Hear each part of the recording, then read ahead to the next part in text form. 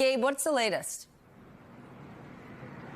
Hi, Stephanie. Good morning. Well, hundreds of National Guard members are on standby as this heated trial moves one step closer to a verdict. And now the jury must decide that central question. Did this teenager provoke the violence or just defend himself against it? This morning, Kyle Rittenhouse's case will be in the hands of the jury after closing arguments painted two very different pictures. He feared for his life. The defendant provoked everything. Last August, during protests in Kenosha, Wisconsin, Rittenhouse shot and killed two men and wounded a third. The prosecution portraying Rittenhouse as a wannabe soldier who provoked the bloodshed. You cannot claim self-defense against a danger you create. Arguing Rittenhouse crossed state lines looking for trouble. No serious, credible medic wears an AR-15 slung around their body. Rittenhouse's team doubling down on its self-defense argument. Every person who was shot was attacking Kyle. Kyle shot Joseph Rosenbaum to stop a threat to his person. And I'm glad he shot him. Saying Rittenhouse went to Kenosha to protect the city from rioters, and he was ambushed. His attorney comparing his client to the police officer who shot Jacob Blake, the incident that sparked the unrest. Other people in this community have shot somebody 7 times, and it's been found to be okay. And my client did it 4 times in 3/4 of a second to protect his life. Both sides also revisiting Rittenhouse's own emotional testimony. People right there. And he was willing to get up on that witness stand, take the oath, and tell his story. He broke down crying about himself, not about anybody that he hurt that night. The now 18-year-old faces 5 felony counts, including intentional homicide. The judge dismissed a 6th count, a misdemeanor gun possession charge, because of an exception in the law. Jurors may also consider some lesser charges if they acquit Rittenhouse on more serious counts. The city of Kenosha now bracing for a verdict. No justice, no peace. Self-defense is not a crime. In a trial that is testing the limits of self-defense. Bracing for a verdict. What does that mean? What does that look like, Gabe? I'm thinking about all the small businesses there. Are they boarding up their windows, getting ready to shut down? Well, Stephanie, some businesses have boarded up, but very few. Compared to the temperature here last year in August of 2020, when there was so much tensions and emotions were so raw, it is much less than that. But as I mentioned, there are about 500 National Guard members that have been authorized by Wisconsin's governor if local law enforcement asks them to come in. And Stephanie, I was inside the courthouse yesterday. Security here is very tight. I believe it. Danny, help me understand what went on in that courtroom yesterday, because Rittenhouse's attorney is doubling down on this idea of self-defense. Does that fly, self-defense, while you're carrying an assault-style rifle? Yes, it does. And it's a false narrative that just because Kyle Rittenhouse was wearing an AR-15, that he was somehow provoking violence. After all, the state itself is not making that argument. Their argument is provocation. They put all their chips into the provocation argument.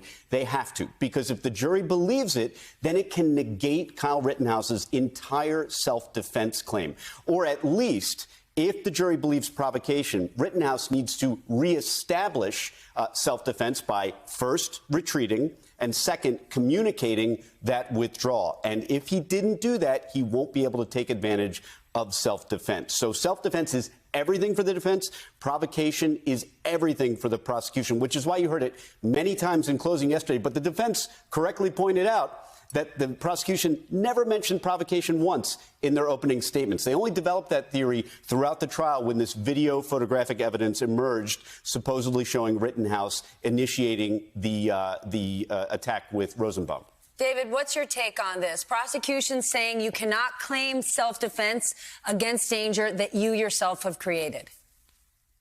Steph, I agree with the premise. The problem is what you just heard is true in terms of what Danny broke down in terms of how self-defense plays out in the courtroom. The provocation shouldn't have been him having his assault rifle out there, which he's allowed to do. What gun owners tend to confuse is that you can own a gun, you can carry a gun. You cannot point your gun at someone. The moment you point your gun at someone, the person you point it at has the right to self-defense. That's how you should have broken down the initial encounter with Rosenbaum. But we've seen missteps throughout this trial because if you just look at this in a global view, when I ask people, hey, look, between murder and manslaughter, what do you think the charge is against Kyle Rittenhouse for shooting Rosenbaum, the first person?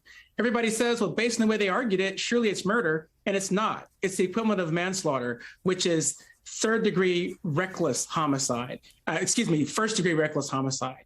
So the prosecution has set them up for a convoluted argument back there in jury deliberations. Danny, here's what confuses me. Why so late in the game would the judge dismiss the weapons charge? Wouldn't that happen straight out of the gate? Because judges are regular people like you and I, and they get confused. It's a very tricky statute. It's arguably... that's what you think. You think this judge... You watch this whole trial, and you think this judge was just innocently confused? Absolutely. I think that what I'm about to say is that he should have dismissed it at the outset of the case, because whatever vagueness or constitutional problem the statute has existed at the beginning of the case. But trials are fast-moving events, and when that's brought up to a judge, he's just up. He doesn't have the benefit of internet research or an intern or a law clerk to help him out. So he essentially takes it under advisement. After considering it, he dismissed it. Ideally, should it have been dismissed at the outset? Yes, but he eventually dismissed it. Why it's so significant is that observers mostly thought this was the layup against Kyle Rittenhouse. After all, the statute says, are you under 18? Do you have a firearm? But that's not all the statute says. The statute goes on, and it has a bunch of other conditions, and that's where the complexity arose. That's why the judge ultimately dismissed it. It wasn't the main parts of the statute. It was the minutia, and that's how Kyle Rittenhouse got a major dismissal, because at least thematically, now he's not somebody who is illegally carrying a firearm, and that could really have seeped into the jury's deliberations. David, what do you think? Steph, I think I'm the only legal analyst who believes it's a good thing that charge was dropped. And let me tell you why. On these cases, when people have been killed, and on these cases, when people are permanently disabled, which is what happened to Grosskreutz, his arm is never going to work the same way again. You have to look in the families, you have to look in the eyes of the families of those people and tell them that you achieved justice in that courtroom. And when you've killed people, permanently disabled people, and almost killed more people, a year's worth of probation or less is simply not justice. Prosecutors use these types of charges to get compromised verdicts when they know they can't prove their case, and they work a gross injustice, not just for the people who were hurt and killed and for their families, but also these policies play out in a broader context. And lots of people have been wrongfully convicted because prosecutors sought compromised verdicts when they knew they couldn't prove their case.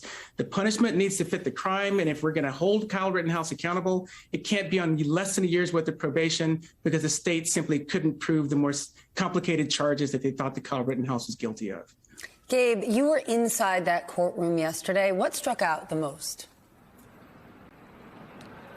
Yeah, Stephanie. So it was interesting because of COVID protocols, and just because so many people want to get inside that courtroom.